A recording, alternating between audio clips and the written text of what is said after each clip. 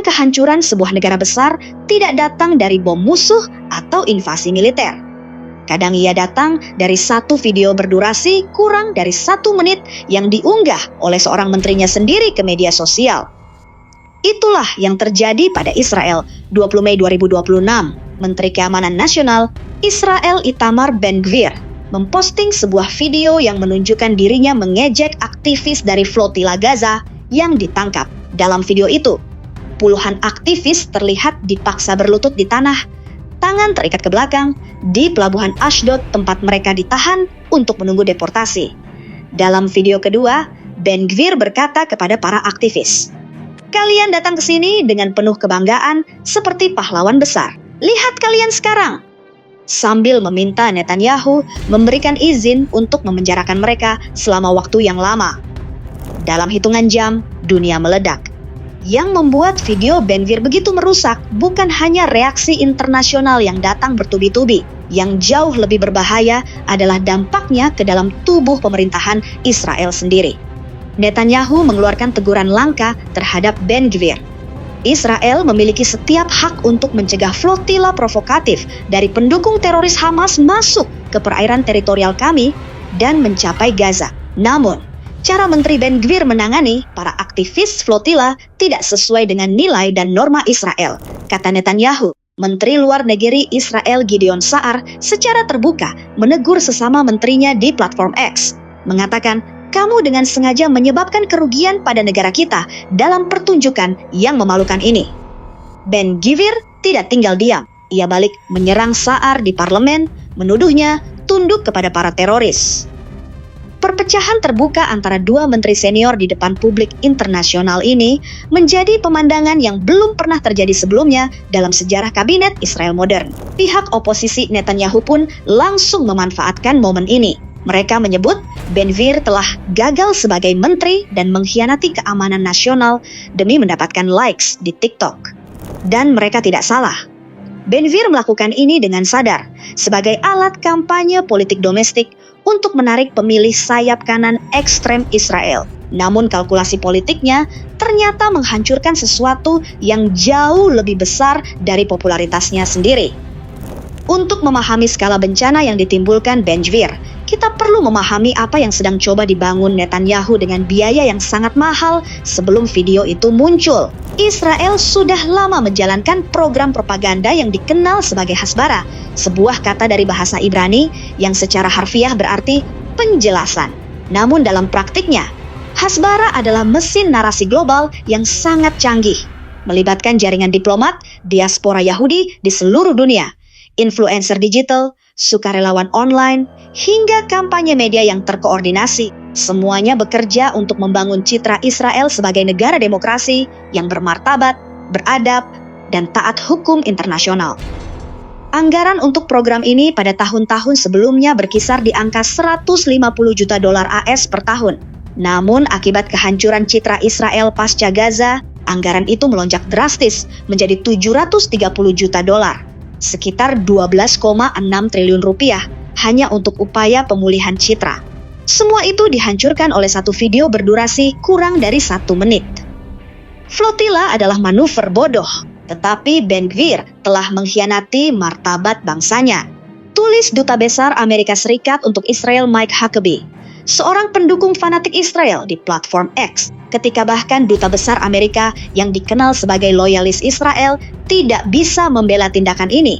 Itu adalah tanda bahwa kerusakannya melampaui batas toleransi bahkan sekutu paling setia sekalipun. Kanada, Prancis, Italia, Spanyol, Portugal, dan Belanda memanggil Duta Besar Israel untuk meminta penjelasan atas perlakuan terhadap warga mereka. Menteri Luar Negeri Inggris Yvette Cooper menyatakan bahwa perilaku Ben-Gvir melanggar standar paling dasar tentang rasa hormat. Yunani menyebut insiden itu tidak dapat diterima dan sepenuhnya dikecam. Turki menuduh pemerintah Israel bertindak dengan mentalitas kekerasan dan barbar. Untuk memahami mengapa tindakan Ben-Gvir begitu konsisten dengan karakternya, dan mengapa Netanyahu tidak bisa benar-benar memecat dia, kita perlu memahami siapa Itamar Ben-Gvir sesungguhnya.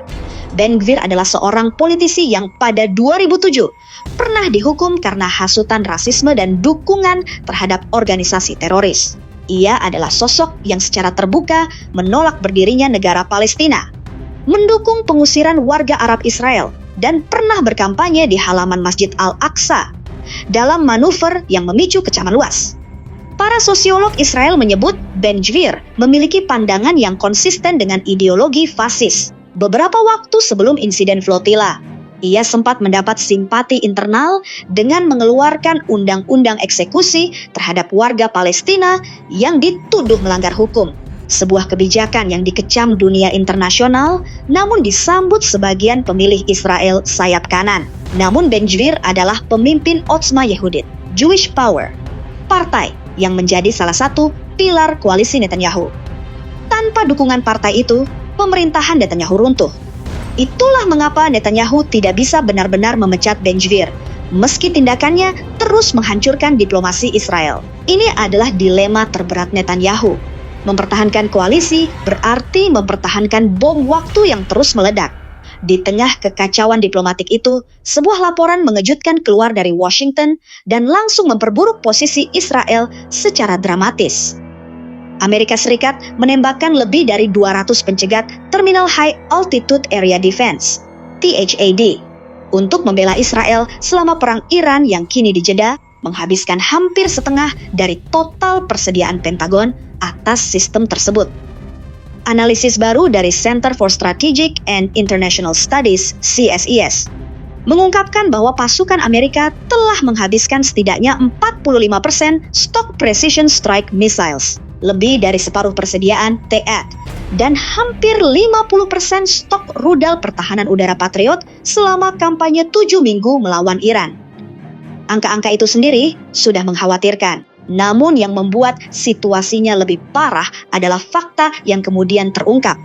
Amerika menggunakan lebih banyak pencegat rudal canggih untuk membela Israel daripada yang digunakan sekutunya itu untuk membela wilayahnya sendiri. Tahun lalu, Amerika hanya mengadakan 11 THAAD baru dan diperkirakan hanya akan menerima 12 unit lagi tahun fiskal ini. Penggunaan begitu banyak pencegat THAAD dalam waktu singkat mengekspos celah dalam jaringan pertahanan rudal Amerika dan menguras aset yang sangat mahal di saat dukungan publik Amerika terhadap pertahanan Israel mencapai titik terendah bersejarah. Israel juga memasuki perang. Saat ini sudah dalam kondisi kritis kekurangan pencegat yang sudah habis terpakai dalam konflik sebelumnya. Artinya, jika Iran memulai serangan baru, baik Israel maupun Amerika berada dalam posisi yang jauh lebih rentan dari sebelumnya. Senator Arizona Mark Kelly merangkumnya dengan tepat. Pada titik tertentu, ini menjadi masalah matematika. Bagaimana kita mengisi kembali amunisi pertahanan udara? Netanyahu membutuhkan Ben-Gvir untuk mempertahankan koalisinya. Namun Ben-Gvir terus menghancurkan reputasi Israel di mata dunia dengan tindakan-tindakannya yang semakin ekstrem. Ini adalah dilema tanpa solusi yang mudah. Di satu sisi, ada kehancuran propaganda Hasbara senilai 12,6 triliun rupiah yang dirobohkan video 1 menit. Di sisi lain, ada krisis THAAD yang mengekspos betapa mahalnya biaya keamanan Israel bagi Amerika. Dan di atas semuanya ada Trump yang semakin lelah dan semakin mempertimbangkan untuk meninggalkan kekacauan di Tel Aviv demi kesepakatan damai yang bisa ia banggakan sebagai kemenangannya sendiri. Israel hari ini menghadapi ancaman yang tidak pernah tertulis dalam doktrin militer manapun. Ancaman dari dalam kabinet sendiri, dari kelelahan sekutu terkuat di dunia, dan dari dunia internasional yang akhirnya kehilangan kesabarannya.